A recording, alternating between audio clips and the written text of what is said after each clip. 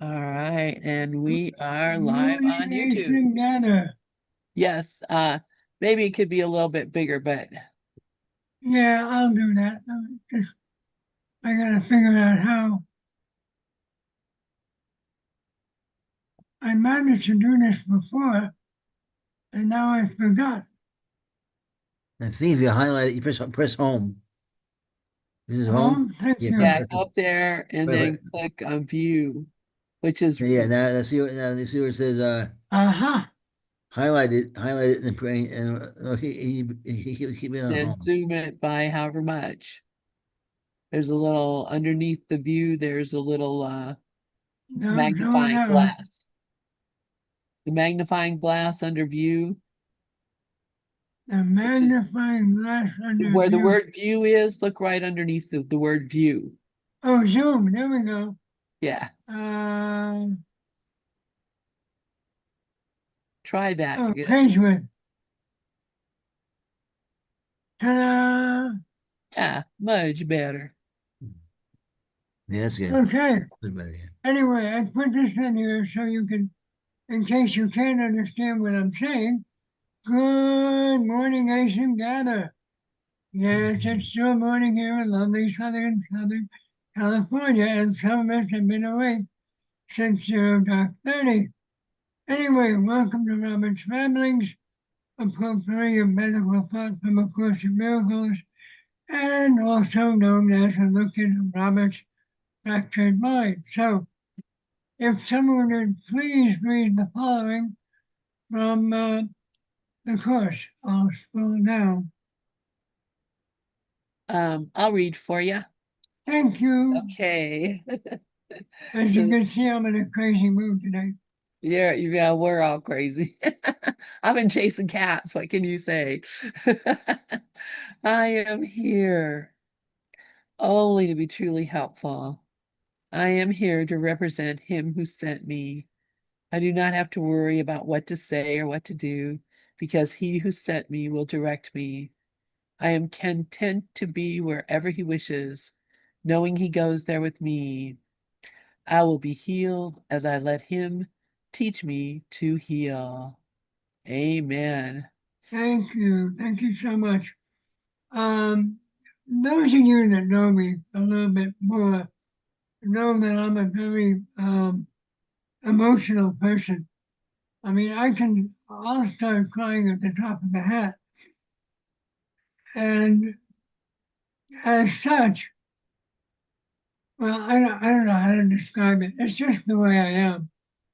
And one of the things that's very powerful for me is music. And although you've heard this song before, I'm going to play a slightly different version. And I guarantee I'm going to need to grab a hanky or two while it plays. So, anyway, here we go.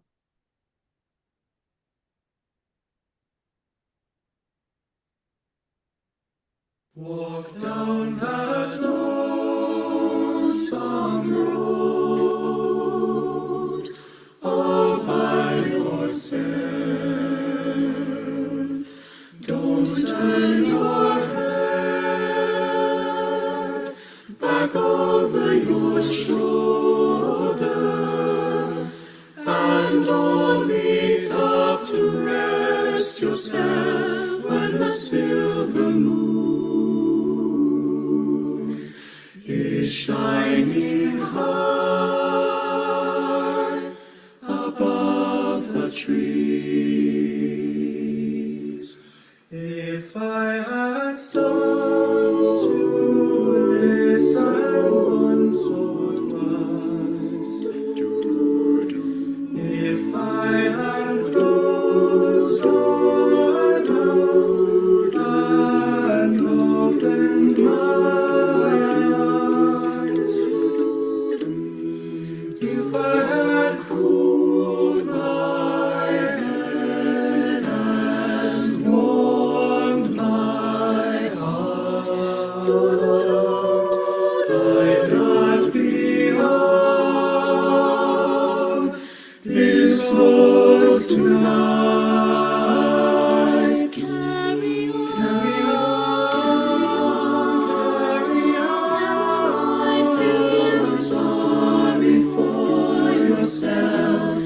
it doesn't save you from your troubled mind. Walk down that lonesome road all by yourself. Don't turn your head back over your shoulder, and only stop to rest yourself when the silver moon is shining high above the tree.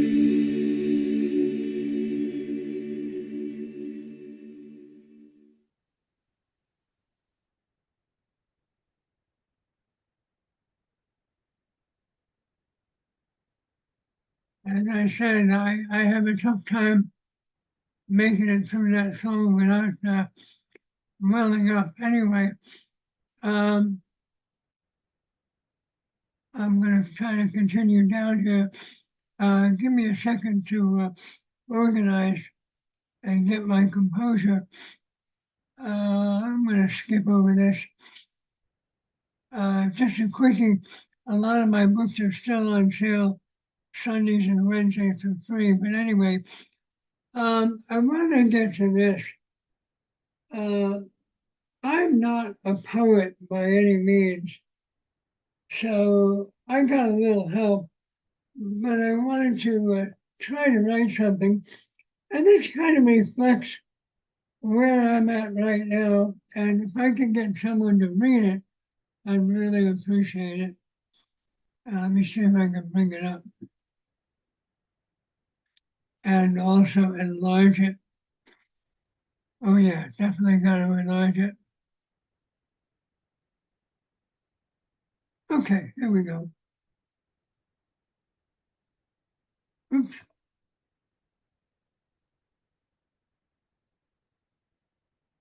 Rafi, would you read that for me?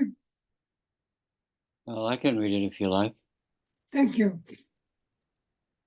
Before I go home, I carved my name in snow-capped peaks, Alps and Adirondacks, Catskills greens, Tahoe's basin holding me close, the rush of a water wind singing freedom. At 17, I faltered, failed for 40 years, but 40 years later, writer's hands lifted a degree in computer science, a promise kept to my younger self. I breathed where breath seemed scarce, teaching others the secret of seas, coral, cathedrals, shadows of sharks. Scuba carried me to hidden worlds. I rose on wings both hushed and fierce, gliders whispering, engines roaring. Sky taught me that freedom lives in thrusting the open hand of air. 50 times the curtain rose, 50 stories borrowed for a night, but 1776 burned deepest, where forefathers' dreams became my own. Love came 4 times, each a teacher, each a mirror, some gentle, some unforgiving, all carving truth into the soul. I have lived where rivers changed their names, New York's rush, Virginia's calm, Washington's rain, California's sun, the breath of BC, the song of Taiwan. I wore the army's green before the jungle called others. I sailed where oceans split horizons, walked where strangers dreamed to walk. Sorry. Skip something, okay. I guided cadets with steady hands, watched courage spark in a younger's eyes. Reminded that hope always flies on the wings of those who follow. At 80, silence came, illness breaking the microphone, but God in mercy placed a keyboard of words beneath my breath again. 30 books, 300 essays, not for gold, not for fame, but to enrich the sonship, to leave footprints in eternal sand. So now I stand unafraid, near the bend where river meets sea. My life is full, my heart at peace, and when Father calls, I will go gladly. Namaste. Aloha. Thank you, Abby. My pleasure. Yeah, I wanna have some fun with that. But the important thing for today is I don't know for those of you that are here every day. I know some of you are. This came to me about 3 o'clock in the morning on Saturday, and as usual, when I wake up, it's usually because I'm getting something. Now, we never know whether it's ego or spirit, but I sense that this is definitely from spirit, so I'll share it with you. And again, I'll have to blow it up. Well, not blow it up, just enlarge it. And again, if I can get a volunteer, this is a little bit longer. Lynn, you want to try it or Sharon? Sure, I'll go for it. So the truth that cannot be threatened. Nothing real can be threatened. Nothing unreal exists. Herein lies the peace of God, A Course in Miracles. Take a moment to reflect on that quote. Write it down and set it aside for now, but keep it in your mind as we dive deeper into this exploration. It holds the key to unlocking a new perspective, one that challenges everything we think we know about the world and our place in it. The madness of the world. We live in a world that often feels like a whirlwind of chaos and confusion. It's maddening, isn't it? The constant noise, the relentless bombardment of bad news, the conflicts, the fear, the world seems to be crumbling around us, and we can't seem to make sense of it at all. Sometimes it feels like the only response is to scream out in frustration. Ah! Yeah. Much like the iconic scene from Network where the protagonist, Howard Beale, declares, I'm mad as hell and I'm not going to take it anymore. I love that. That movie, yeah. It is a sentiment that rings true for so many of us today. But in this chaotic, tumultuous environment, where do we go from here? Let's look at something that gets me really fired up. The medical profession and big pharma. The sad reality is that the medical industry thrives on keeping people sick. It has created a system where treatment is ongoing, but not because it truly heals, but because it profits from maintaining the illness. I'm just going to say straight up, that's your point of view, and I'm not speaking for myself here. Oh, yeah, that's fine. Yeah, okay. It has You'll see created where this is going in a minute. Okay, it has created a system where treatment is ongoing, not because it truly heals, but because it profits from maintaining the illness. The system is rigged. Doctors are often trapped in a framework where they must treat symptoms, not causes, because the moment a cure is found, the revenue stream dries up. Big Pharma, meanwhile, has zero incentive to find cures. Its only goal is to sell more drugs, to keep people coming back for more medication, to keep the symptoms suppressed rather than healed. If people got healed, the business model collapses. And again, that's not my opinion. That's That's I do fine. not. Yeah, no, I got it. Okay, yeah, I don't see it that way at all, but I will Okay. keep reading. Okay, and that, my friends, is only part of what makes us mad. So are you sufficiently pissed off at this point? Good. Now we can start to make sense of all this. All right, revisiting the quote, nothing real can be threatened. Now take a moment to grab your paper again and look at the first sentence you wrote down. Nothing real can be threatened. Take a deep breath and reflect on it. Now I want you to make a list of all the things in your life that make you feel threatened. Really dig deep. Think about your personal experiences, the world around you, and everything that keeps you up at night. Here are a few examples to get you started. political unrest in the state of the world, fear of illness, especially with the healthcare system failing us, financial instability and the struggle to make ends meet, the fear of losing loved ones or not having enough time with them, the pressure of societal expectations and constant comparison, the existential dread of the meaninglessness we sometimes feel. Pretty scary stuff, huh? These are the threats that we face daily, the things that eat at our peace, fill us with anxiety, and make us question the very fabric of our existence. But now let's look at the next line from A Course in Miracles. Nothing unreal exists. The holy hand grenade, the illusion of fear. Here's where we drop a holy hand grenade. Monty Python in Monty Python and the Holy Grail gives us the famous line about the holy hand grenade, a ridiculous yet powerful object used to solve a serious problem. Much like that absurd holy hand grenade, we need to drop a holy hydrogen bomb here to destroy a myth. Everything on your list, the fear, the suffering, the chaos, doesn't really exist. It's all an illusion. It's a creation of a conflicted, tortured mind. Yes, the chaos, the fear, the doubt, the suffering we experience in the world, it's all a product of our own making. All of it stems from one tiny mad idea, a belief that we could separate ourselves from the perfect oneness in God.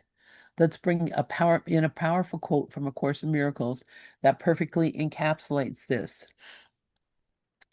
Into eternity, where all is one, there crept a tiny mad idea, at which the Son of God remembered not to laugh. In his forgetting it, it became a serious idea, and thus was the world born. The world, which was the world of separation, of fear, of suffering, of pain, was born from that one idea. That tiny mad idea was the belief in separation. That belief, that tiny mad idea, is the root of all the chaos we see around us. We took that idea seriously, and from that one mistake, all the suffering in the world emerged. But the good news is this mistake is not real. It was a tiny mad idea that we took far too seriously. Laughter and release, the solution. So what's the solution? Should we just laugh it all off and dismiss it? Yes, but more than that. The real solution is to release the mistake. The mistake was believing in separation, and the cure is to remember that we are not separate. We are part of the whole. We are part of God, of love, of the universe. Can you change the world you see? No. But what if the world you see is just a reflection of your mind? Can you change how you see it? Absolutely. There's another beautiful quote from A Course in Miracles that will help drive this point home. Seek not to change the world, but choose to change your mind about the world. Changing your mind, not the world. The world may remain the same, but how you perceive it and how you respond to it is entirely in your hands. Your mind is the only thing in this world that you can change. It's the only thing that you can truly control. Right now, we're, quote, out of our minds, unquote, but not in the way most people think. When we say out of our minds, we usually mean that we've lost our sanity, but I'm not talking about that.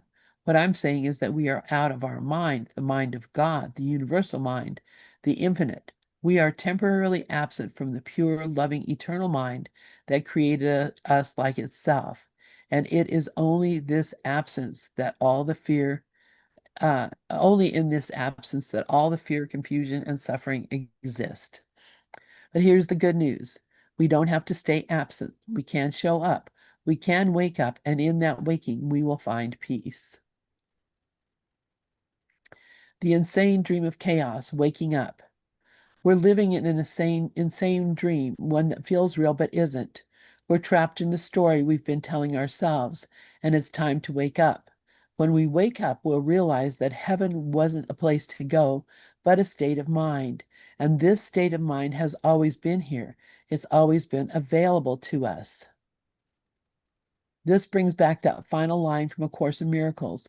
Herein lies the peace of God. And would somebody else like to read? My voice is kind of running out here.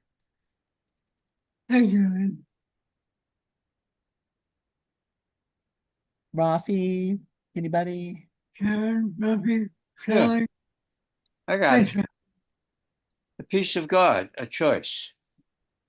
There's a wonderful story from Sandy Levy, London's book. Just, I just want peace.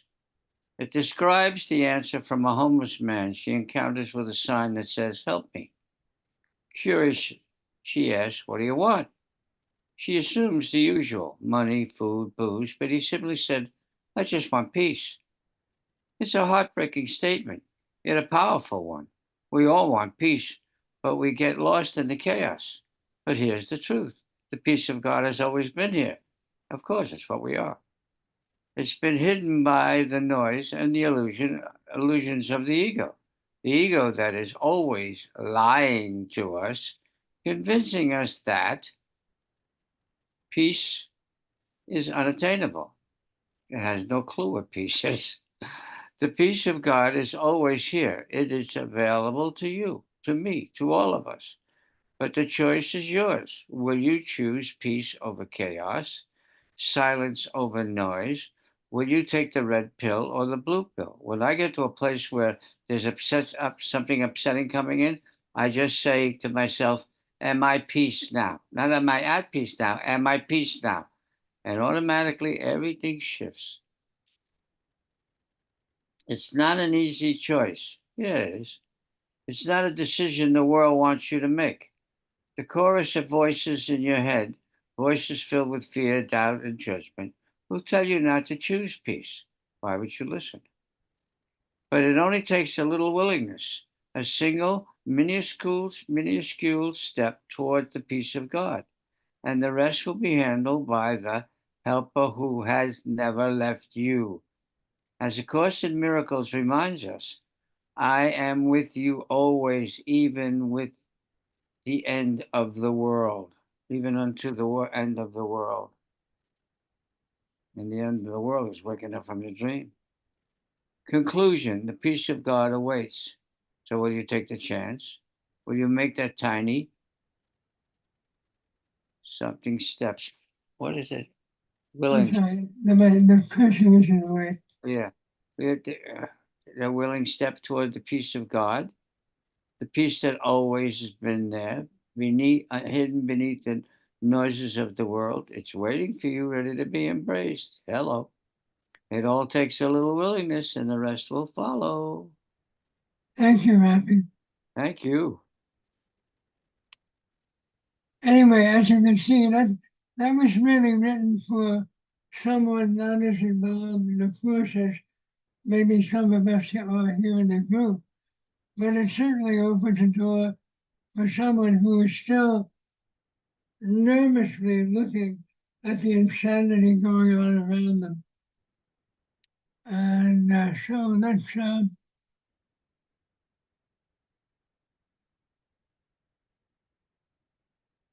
there was one other thing I wanted. Oh, do you guys want to have a few minutes of fun with some photographs?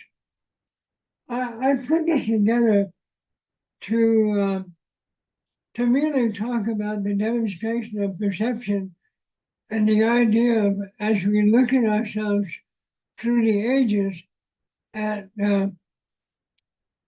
how we see ourselves and how we can really confuse us as to what we are.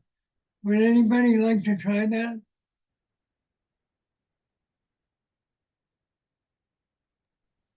No. Okay, I'll Yeah, save that. sure, why I, not?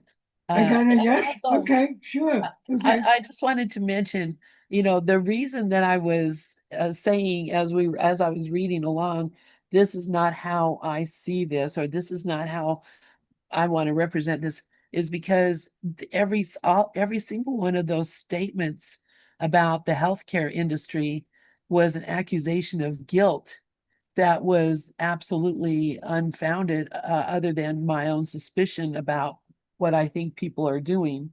But knowing that many hundreds and thousands of people work in the healthcare industry, and knowing many of them myself personally, I recognize that all they want to do is help people get well and stop people from getting sick.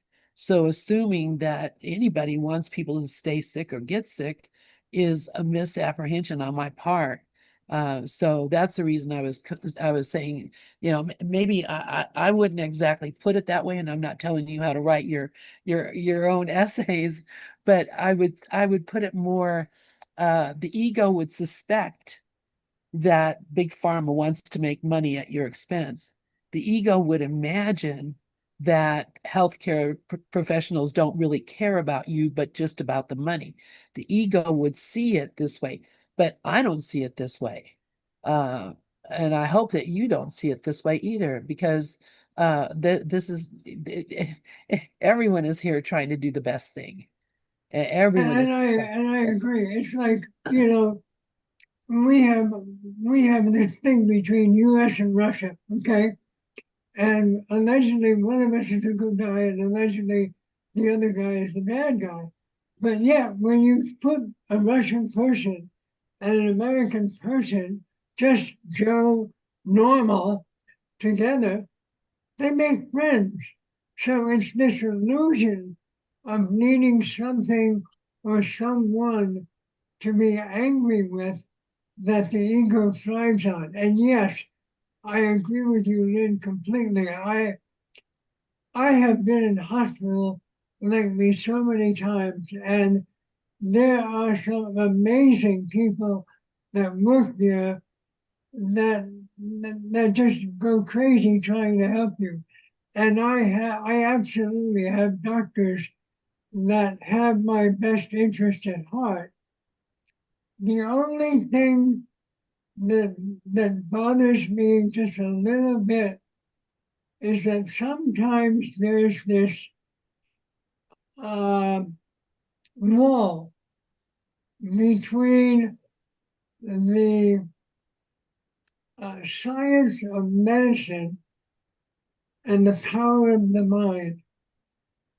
Although many doctors are turning to holistic methods, which does incorporate both.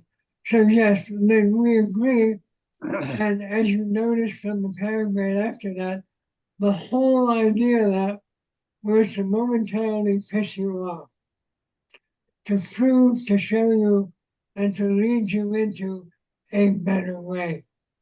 Yes, Okay, exactly. so I think I think you I think we're clear now. Yes, no? Yes. Oh, Good. absolutely, absolutely. Okay, And, yeah. and of course, I just had to, I just really wanted to clear that up because I don't want you thinking that I don't, I do know that that's a common perception and absolutely, if you ask, for instance, and I see Rafi has his hand up, so I won't take very long, but for instance, if you are working and you have a 401k, which is where they take your money every month and invest it into something for your future, for when you retire, etc. Um, a big portion, if you look at the where those investments are in the 401k, a big portion of them are likely to be in the healthcare industry and pharmaceutical industry. So, you're actually investing in that, even if you don't recognize it because it's going through an employer or another system. So, so people are depending on that to make their living when they grow old. And I wonder if that falls under the category of make friends with unrighteous mammon. yeah, Anyway, but yeah, it's you're right. The money is in big pharma, and the money is in medical. yeah, yeah, So yeah, I mean, if you want to make money, that probably is a good place to invest it. But I lost my shirt, so I don't invest anymore. So God's taking care of me now. that's right. And Anyway, that's the Rafi, only go one who's ahead. ever taken care of us. That's the thing. That's the only one who's really ever taken care of anything. So, uh, Right. yeah, thank you. And thank you, Bob. I sent you a little private message in the chat. And I see Rafi has his I hand saw up. that. So Thank you. Yeah, everything the both of you said is absolutely right. Because everybody's coming from the place that how they relate to everything. I grew up around around hospitals all the time. My mother worked in a hospital in the office. My brother's a doctor.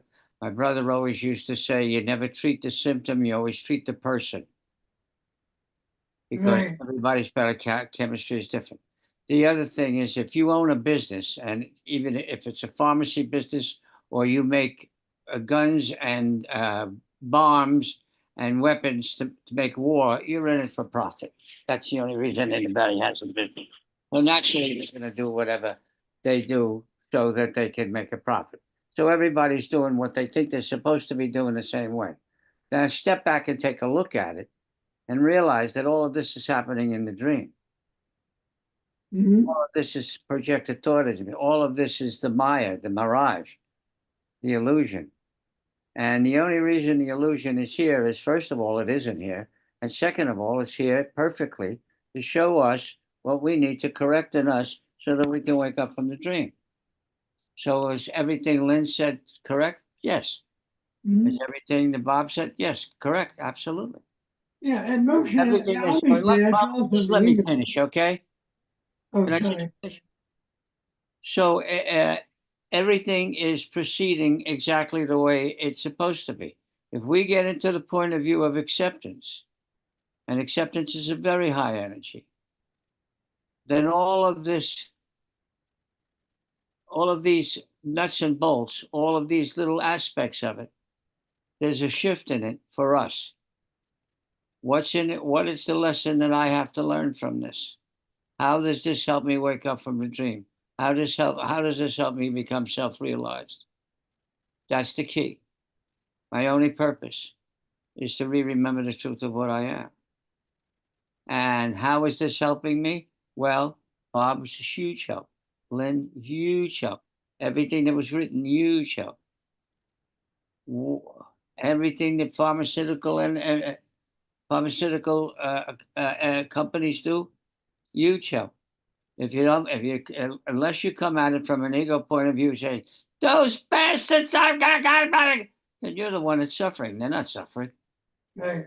And how is suffering going to get you to get to remembering the truth of what you really are? Remember me, what the truth of what I really am. So I just want to thank you for all this, because it's been an incredibly valuable lesson. Thank you, Matthew. Also, something you said before too, about treating the person, not the illness. One of my favorite movies is Patch Adams. And I don't know if anybody's seen it. It's from Robin Williams. You have. Good. It's a great movie. I do recommend it. Yeah, I've seen it. It's a good movie. Great movie. Yeah. Robin Williams. Robin Williams. Yeah. Robin Williams. Yep. Yeah. Yeah. And he combines a great deal of drama with comedy. But there's a scene where he's talking to the regents of his medical school that will just blow you away. Anyway, 11:40. Oh, okay, we probably got time for one more. Let me see if I can find it. Oh, here's one. I had fun writing this one. Um, Sharon, are you around? Would you be able to read this one? Preaching to the choir.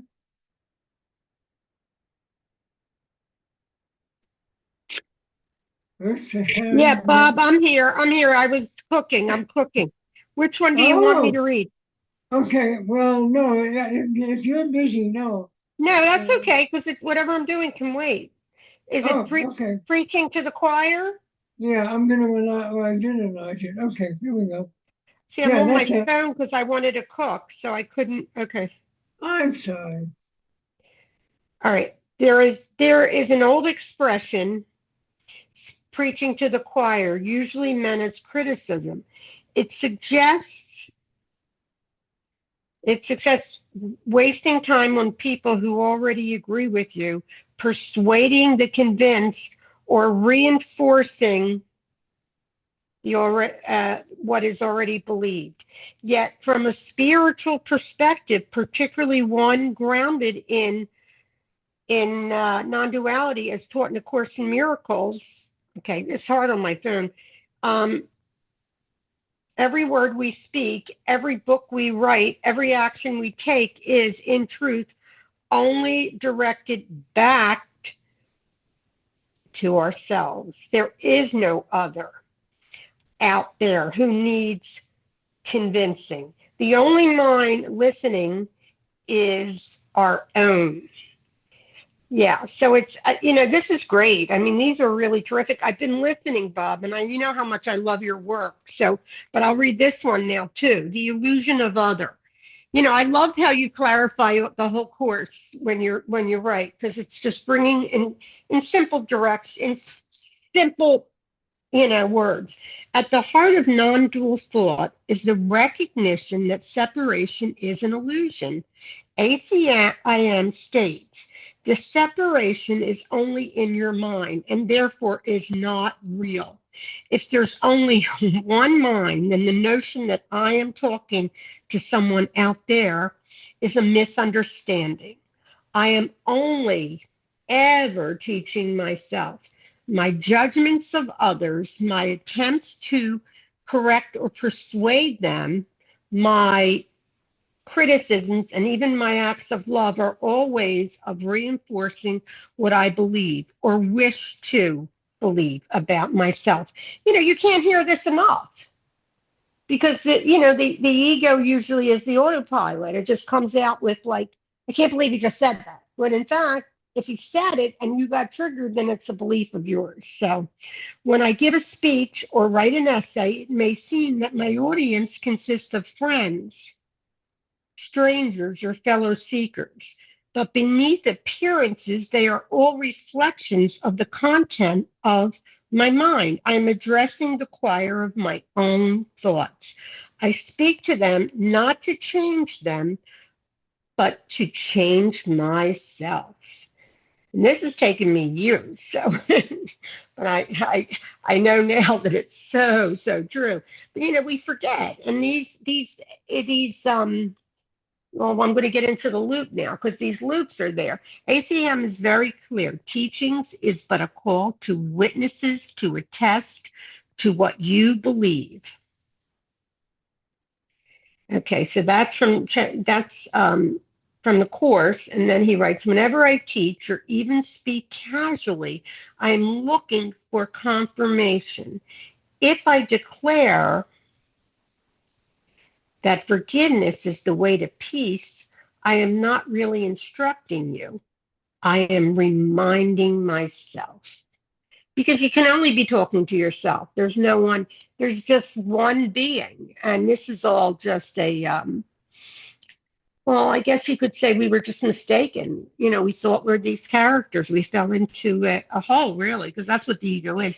I'm reminding myself, if I insist on that the world is an illusion, it is because I need to be persuaded. It's funny, like, it's the way Bob's writing this. He's teaching his mind, but he's teaching mine too, because there's just one mind and we're all connected. I mean, it's like every part of the sonship is connected. There's no gap between me and Bob, me and Rafi, me and Lynn, me, Wayne, Red Wayne. No, there's no gap. The gap is closed. The gap is only the seeming gap. It's a filter, or a veil over the love that we are. So I love that, Bob. I just love what you write. You're fabulous. Love it. Thank you. Would someone like to continue? Well, I can do it. I mean, let me Yeah. go on here's the thing. What Rafi had put in, we're looking in a mirror of our own mind always. The mirror is always playing back what we're thinking, and for many people that are just new to this, it's harder, but when people are, just starting out, a lot of, like, for me anyway, I had a lot of beliefs. I had a lot of attachments, and, now they just seem to, it happens in its own time, is what I'm trying to say. Everything happens in its own time. Divine is guiding every one of us, and every one of us differently. And that's the confusion, I think, that you get when you get in groups. You have to realize there's some people that might be more seasoned than yourself. And that's just the way it is. So I was going to ask, where is Dub? I haven't seen him in like 2 days. Lynn, is she here? Maybe she had to leave for a minute. No, I don't know where Dove is. I haven't seen him either. I mean, I have because he was in the Pal Talk this morning. Maybe he Uh, had to get, well, it is Labor Day. Maybe he's just, and he's in Pal Talk, so he may be, I mean, he's logged into Pal Talk, but he's probably with his family or something. yeah, that's what I'm So thinking. yeah, I don't so know. I guess I just check up on the people that I usually see. But okay, I'm getting on my computer so I can see better. Okay, here I go. I'm getting off this.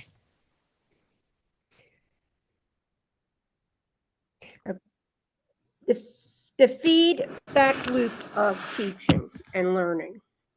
ACIM is very clear. Teaching is but a witness to attest to what you believe. Did I read this already? Yeah, jump down to the next paragraph. This explains why. Now, wait a minute. I can't hear. I can't hear. Can yes, anyone hear me? yes. Yeah. Yeah, it starts with this explains why we so often repeat ourselves. Okay, now I'm on. You know what? My thing was off. I'm sorry. Can you hear me now? Yeah. Okay, because you guys couldn't hear me before. I'm sorry. I'm cooking for Labor Day and everybody's sick. So if you want any food, come here because I have a lot of it. Yeah, no, we heard you the whole time, Sharon. So Oh, I couldn't hear you. yeah, Okay. All right. So ACIM is, should I read this part, Bob? ACIM is very, Yeah, go down to this explains why. okay. So I can start. ACIM is very clear. No, in the next paragraph. Okay, Lynn, you got to bring that up a little. Okay. This explains why so often we repeat ourselves, why writers return to the same theme, why preachers give weekly sermons on familiar topics, why teachers keep rehearsing the basics. We are not primary serving an external audience. We are rehearsing truth for ourselves. That is great insight. That is just great insight. We are trying to solidify belief by putting it into words, and the act of speaking or writing helps anchor it in our own consciousness. I don't know what happened. Yeah, Why we need the choir. The choir is just an audience that already agrees. It is the part of the mind that already knows the truth, but has forgotten. In ACIM terms, it is the right mind that remembers the Holy Spirit's teaching. When I preach to the choir, I am addressing that part of me that quietly nods. Yes, this is so, even when the ego resists. To speak the truth is to uncover what was already present. The choir, both in church pew and in my inner awareness, sings not to learn something now, but to remember what it already knows. Every outward communication is an inward act of remembering. Yeah, it's all inward. Anybody want to share?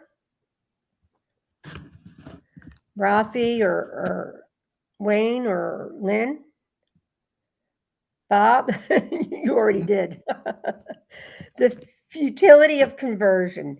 If there's no other really there, then conversion, the attempt to change someone else's mind, loses its meaning. I cannot truly bring anyone to the light but myself.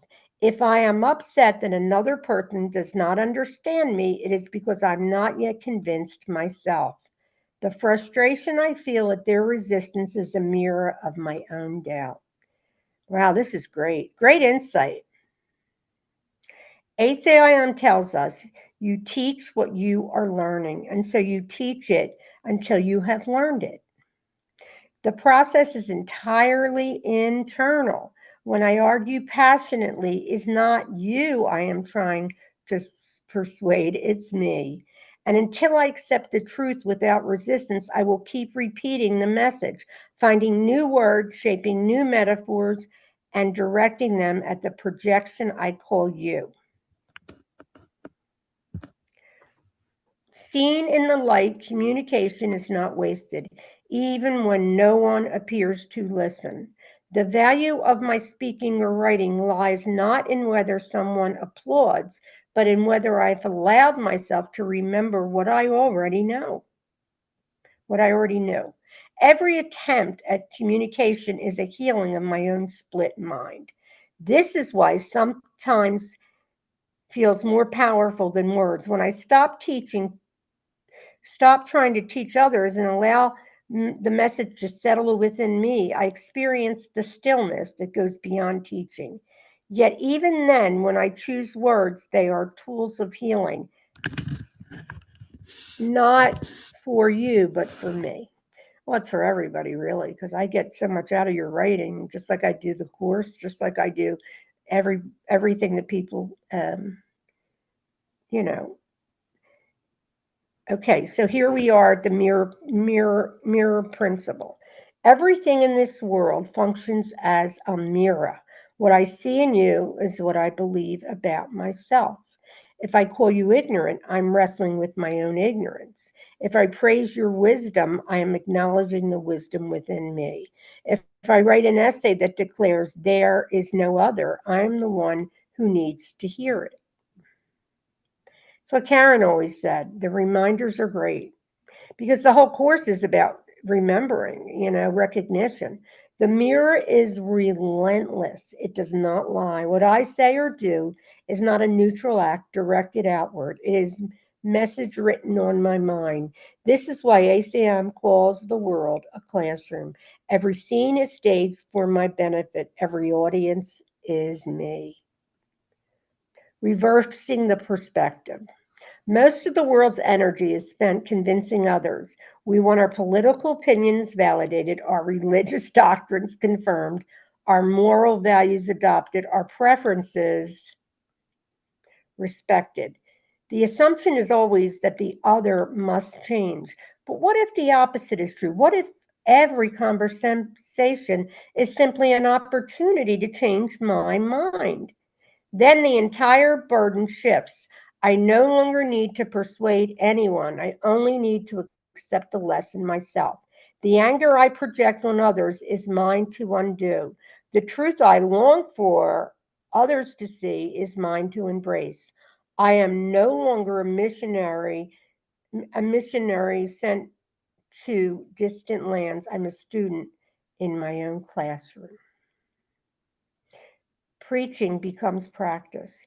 This does not mean that speaking or writing is unnecessary, quite the opposite. By sharing, we practice. ACIM emphasizes that we learn by teaching and we teach by demonstrating. When I embody kindness in a holistic situation, I am preaching to the choir of my own heart. When I write of forgiveness, I'm softening the hardness in myself. When I declare there is no other, I am loosening my grip on the illusion of separation.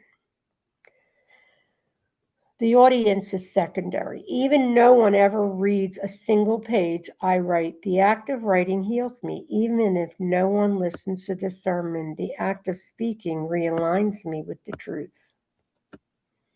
The choir's song. In the end, the choir is always singing. The melody of truth is constant, even when drowned out by the ego's noise. My words, actions, and thoughts are not new composition, but attempts to harmonize with what is already playing. To preach to the choir is not a futile redundancy. It is a rehearsal of eternal truth. It is in the mind calling itself back to its sanity. It is the recognition that what I say to you is only addressed to myself, because you and I are not two. There is only one mind, remembering itself. Closing reflection. When we shift our perspective, preaching to the choir ceases to be criticism and becomes profound spiritual practice. It reminds us that there is no other to convince, no external world to reform, no audience apart from our own divided mind. Every word, every action, every effort is directed inward, where healing takes place. The real choir sits within, raising for us to join its song. And when we do, we realize we were never teaching anyone else at all. We were only ever listening to our own voice, gently reminding us of what we already knew. There is no separation, and love is all there is. Perfect, perfect, Robert. And thank you. Thank you for reading it, Sharon. I appreciate it. Sure, it's a pleasure. And all your comments in between. They're good for me. And I do appreciate them. Anyway, it looks like our time is up, so I'm going to give it back to Lynn. Yeah, your writing is beautiful, Robert. Just beautiful. Thank you guys so much. Thank you, Robert. Thank you, everybody here on a holiday. And I just so appreciate everything that you're doing here. And God bless you all and have a wonderful rest of your holiday. And we'll And see some of you tonight. maybe See I'll you see at some of you 7. again on Wednesday. Yes, Bye-bye. I exactly. know. Thank Yeah. you. Yeah, Thank tonight you at so 7 we'll be much. doing, I think we're going to be talking about Ho'oponopono. So Ah, because that's another great communication process that I think is really, really helpful. So, yeah, I'd love to hear about that. I've heard the name so many times, but I'm clueless what it is. oh my goodness. Oh gosh, come Well, at it's 7 just, o'clock. yeah, it's just about forgiveness. It's Yeah, great. it's really awesome. So, all right. Thanks, you guys. I love you all. Thank you. Bye. Thank Bye. you, guys. Thank you, Bye, everybody. Sally. See you.